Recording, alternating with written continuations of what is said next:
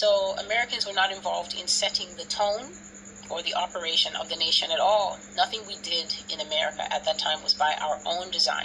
There was no activity that we undertook. There was no travel that we could make. There was no outside activity, meaning outside the house. That was something that we as Americans, we who live here, wanted to do or even liked to do. The activities we're doing were the activities in the new America, under Russia. There's going to be a new America under the beast system. On the back of that, when the nation is full, when the nation is blind, basically when the nation is claiming peace and safety, that's when the lightning war is going to happen. Under new curatorship, under new management. No longer crazy American government doing crazy things, including killing the people and massacring the people. America is going to be hit. So instead of a split America, America hating America, America fighting America, now it's going to be America fighting foreigners. So here that's called enemies, foreign and domestic. So we weren't doing anything that we liked to do or wanted to do. This is a fun-loving society.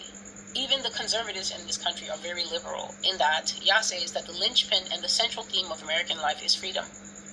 Freedom and being able to do what you want to do at the time you want to do it. But once you take away that thing called freedom, Yah says that Americans wilt and become very resentful. They become very recalcitrant and stubborn. Once you take away an American's freedom, that person doesn't want to cooperate with you on anything. And the best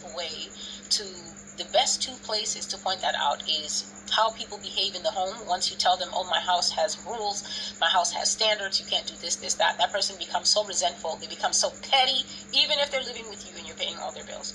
So they become like that. And the second thing is work.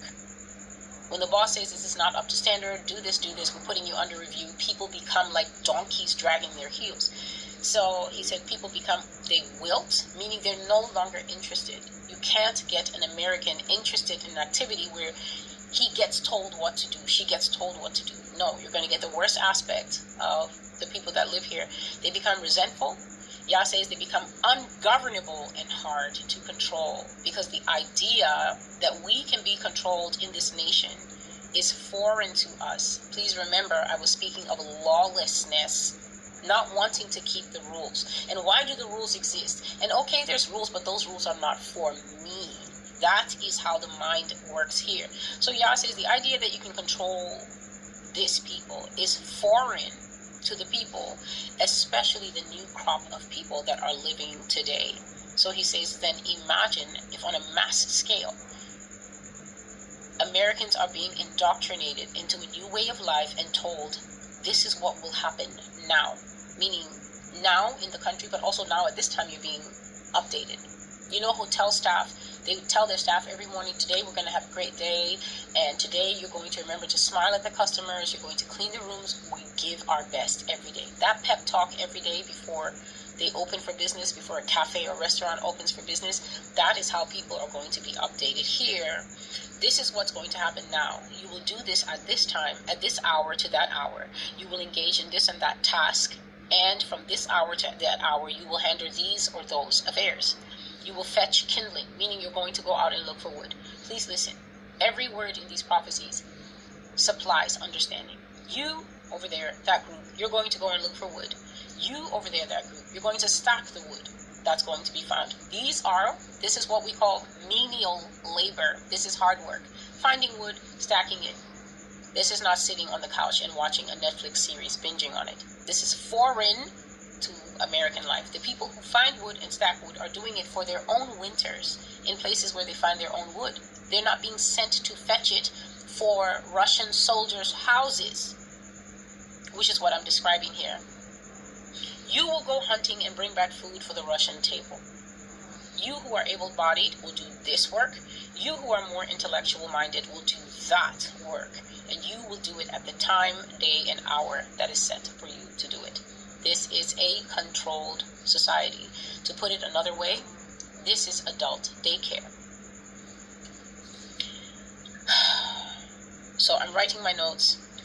They're still living inside their own country. So basically, the geography and the landscape and the society that a person has known all their life is exactly the same as it looked.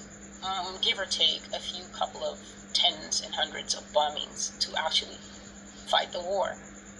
America's still America, and you're still American living here. But now the landscape is the same, but now you're being disoriented because the way you're living in the familiar streets, the familiar towns and cities is completely different from what you are used to. The method of existence inside the familiar place is something that you've never encountered in your life before. And I saw in this dream that it was so hard for millions of people to adjust to. Again, because they're not putting in the work now to say, okay, God has judged the nation. It's either now I will fry like a roach when the nation is frying, or I will now seek God to teach me how to disconnect my emotions. To say, Lord, you know what? Teach me how to be a citizen of heaven, because heaven is never going to get fried like a roach. Teach me how to be less attached to my earthly home and more heavenly minded, attached to the home that I'm going to go to in glory one day. People